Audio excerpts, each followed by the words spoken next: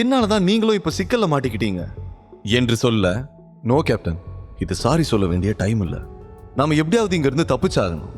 நான் சொல்ற வரைக்கும் நீங்க மயக்கத்துல இருக்க மாதிரியே நடிங்க என்றான். ஓகே மேஜர் என்று சொல்லிவிட்டு ஷரத் மயக்கத்தில் இருப்பது போல சாய்ந்து கொண்டார். சிறிது நேரத்தில் காரில் அசைவு தெரிய உடனே இருவரும் அமைதியாகி விட்டார்கள்.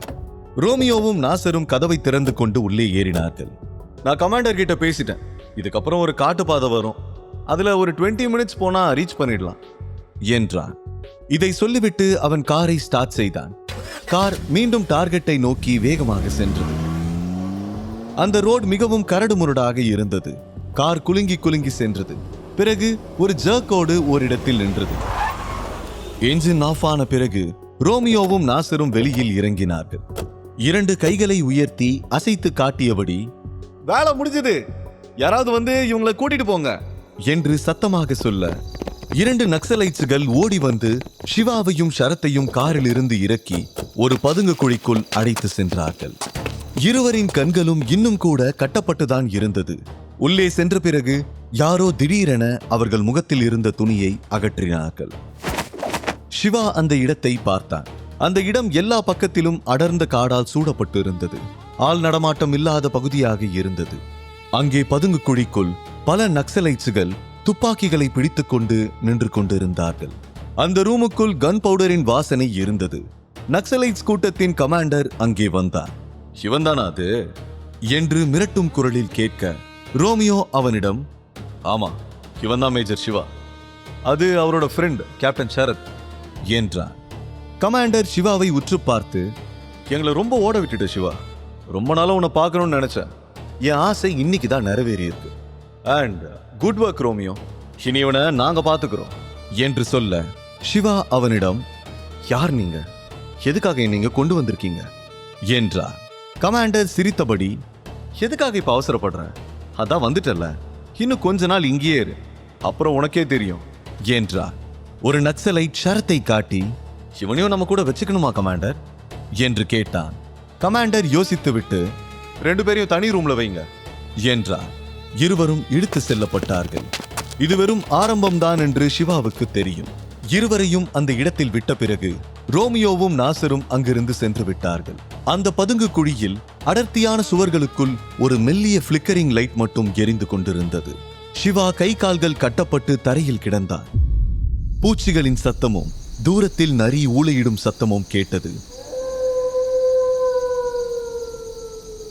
சிவா டயர்டாக படுத்திருந்தான். அவன் எனர்ஜி இல்லாதவனை போல கிடந்தான். திடீரென இரும்பு கேட் திறக்கப்படும் சத்தம் கேட்டது. கமாண்டர் உள்ளே வந்தான்.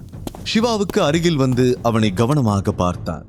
நீ எங்களை ரொம்ப ஓட விட்டுட்ட சிவா, உன்னால நாங்க ரொம்ப டயர்ட் ஆயிட்டோம்.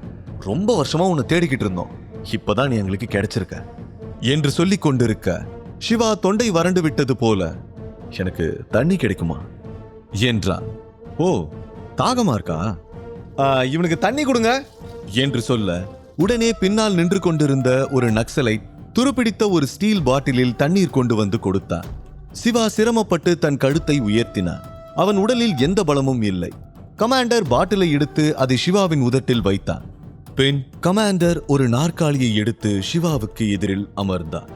அவருடைய கண்களில் ஒரு வெறித்தனமும் தந்திரமும் தெரிந்தது. தன்னுடைய துப்பாக்கியை டேபிள் மீது வைத்துவிட்டு முன்னோக்கி சாய்ந்தான். உண்மையை சொல்லு, நார்த் ஈஸ்ட ப்ரொடெக்ட் பண்ண என்ன பிளான் பண்ணியிருக்க என்றான். சிவா எந்த பதிலும் சொல்லவில்லை. கோவப்பட்ட கமாண்டர் தன்னுடைய கைகளை டேபிள் மீது வேகமாக தட்டியபடி, இப்ப வாயை திறக்க போறியா இல்லையா என்றான். ஆனால் அப்போதும் no use. Okay, then you want to play game with me, correct? Okay, I'm ready major. நாம விளையாட போற இந்த விளையாட்டுல ரூல்ஸ் ரொம்ப முக்கியம். என்னோட ஒரு கேள்விக்கு நீ தப்பா பதில் சொன்னாலும் புல்லட் உன் நெத்தியில இறங்கிடும் என்றான். ஆனால் சிவா அலட்சியமாக, என் லைஃப் உன் கையில இருக்கா இல்லையான்னு நானும் பாக்குறேன் என்றான். பயம் வரல, என்னை பார்த்து பயம் வரல. இங்க பாரு, நான் ரொம்ப நேரம் பொறுமையா இருக்க மாட்டேன். நாளைக்கு வரேன், சாகிறதுக்கு ரெடியாரு என்று சொல்லிவிட்டு கமாண்டர் அங்கிருந்து வெளியேறினார்.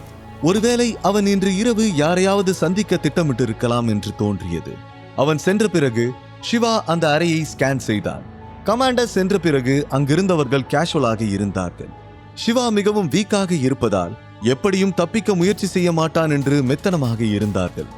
2 நக்சலைட்ஸுகள் வெளியே சென்று விட்டார்கள். ஒரே ஒரு கார்டு மட்டும் டோருக்கு அருகில் அமர்ந்து தூங்கத் தொடங்கினார். இந்த சான்ஸ்காகத்தான் சிவா காத்திருந்தான். அவன் மெதுவாக தனது மணிக்கட்டை முறுக்கினான். நக்சலைட்ஸ் அவனை கட்டும்போது ஒரு சிறிய தவறு செய்திருந்தார்கள். அவனை கட்டிய கயிறு லேசாக தளர்ந்திருந்தது. அதை பயன்படுத்தி வலியை தாங்கிக் கொண்டு தனது ஜாக்கெட்டுக்குள் மறைத்து வைத்திருந்த ஒரு கேட்ஜெட்டை எடுக்க நினைத்தான். அது அல்ட்ரா லோ ஃப்ரீக்வன்சி டிரான்ஸ்மிட்டர். அடர்ந்த காட்டுப்பகுதியிலும் கூட அது வேலை செய்யும். அதிலிருந்து சிக்னல் அனுப்ப முடியும். பல முயற்சிக்கு பிறகு இறுதியாக அவன் கேட்ஜெட்டை ஆக்டிவேட் செய்தான். நடுங்கும் கைகளால் விரைவாக அதில் ஒரு கோடை டைப் செய்தான். LOK 19.32 degree north 84.75 degree east mister Chiranjeevi the time has come என்று அனுப்பினார். அவருக்கு இந்த மெசேஜை அனுப்பிய பிறகு சிவா விரைவாக கேட்ஜெட்டை மீண்டும் கோட் பாக்கெட்டுக்குள் மறைத்து வைத்துக் கொண்டார். பிறகு மயக்கம் போட்டது போல கண்களை மூடிக்கொண்டார். சிறிது நேரத்திலேயே அந்த பதுங்கு குழிக்கு ஒரு டீ வியாபாரி வந்தார். அவர் மட்டும்தான் அந்த பதுங்கு குழிக்கு வந்து டீ கொடுத்துவிட்டு அந்த இடத்தை சுத்தம் செய்துவிட்டு போவார். அவர் சிவாவின் ரூமுக்கு வர சிவா உடனே சத்தமாக இரும ஆரம்பித்தார். அவனுடைய நிலை மோசமாக இருப்பது போல நடித்தான். கமாண்டர் திரும்பி வர வரைக்கும் தாங்குவானா? இன்னைக்கே செத்துருவான் போல இருக்கே என்று நக்சலைட்டுகள் பேசத் தொடங்கினார்கள். சிவாவை பார்த்தவுடன் டீ வியாபாரி அங்கே வந்து, பிரதர், அவர் இன்ஃபெக்ட் ஆயிருக்காருன்னு நினைக்கிறேன். நீங்க கண்டுக்காம விட்டீங்கன்னா அது உங்களுக்கும் ஸ்ப்ரெட் ஆக வாய்ப்பு இருக்கு. நான் போய் என்னன்னு பார்க்கட்டுமா என்று கேட்க இருவரும் ஒருவரை ஒருவர் பார்த்து கொண்டார்கள்.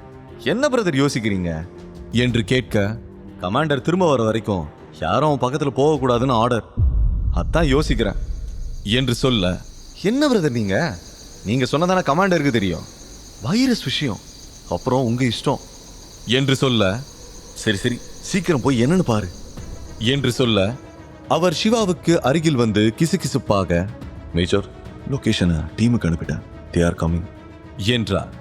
அந்த டீ வியாபாரி வேறு யாரும் அல்ல, சிரஞ்சீவி தான். சிரஞ்சீவியும் IEQவின் மெம்பர் தான்.